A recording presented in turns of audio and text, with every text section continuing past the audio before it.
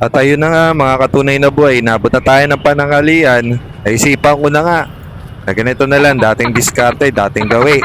Simula nang magsimula yung pandemic, ito na ginagawa ko. Oo nga, Lahat no, sila dati. Nagtataka kung ba't lagi ako may hawak na baso sa tuwing ako'y naka-duty. Siyempre, lagi kong dala yung baso ko para in case na magutom o mauwaw, lagi ako meron handang lalagyanan at kainan, di ba? O eto na nga, inabot na ako, tatawid na ako sa kalsada. Naisip ko na lang ibuhos yung tubig. I-filter ko, salain ko, yung pansit kanto na dala-dala ko. Eto na nga, patawid na ako sa may pedestrian lane. Pipick up na ako sa vendor na aking pipick up ng product. Eto na nga, nakarating na nga tayo.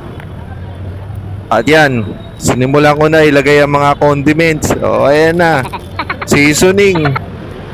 Teka lang, mga katunay na boy, lagay ko muna yung powder. Yan yung pampalasa.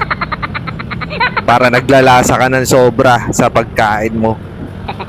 Teka lang, lagyan muna natin ng toyo, mga katunay na buhay. Pampasarap. Para tayo ay may toyo lagi. Ito naman syempre, lagyan natin ng matika konti. At ayun, napipit na naman si katunay na buhay. Tara, kain tayo.